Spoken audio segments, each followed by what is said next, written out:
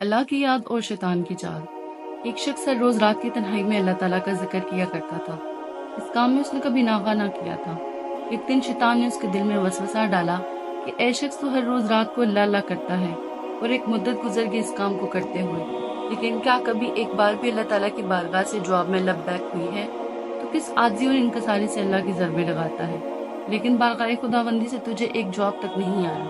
اس شخص کے دل میں اس خیال کا آنا تھا کہ وہ پریشان ہو گیا اور شکستہ خاطر ہو کر لیٹ گیا۔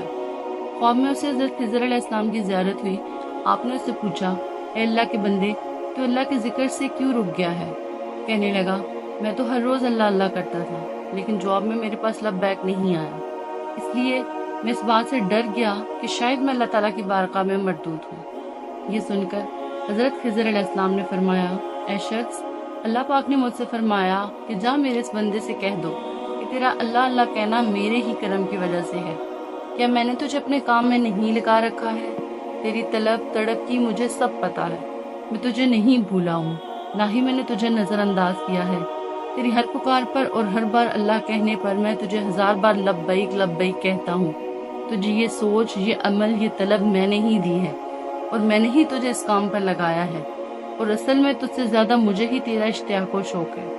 اس شخص نے یہ خواب دیکھا تو ہڑبڑا کر اٹھ بیٹھا اور فوراً صدقے دل سے طائب ہوا، اور پھر دوبارہ اللہ تعالیٰ کے ذکر میں مشغول ہو گیا۔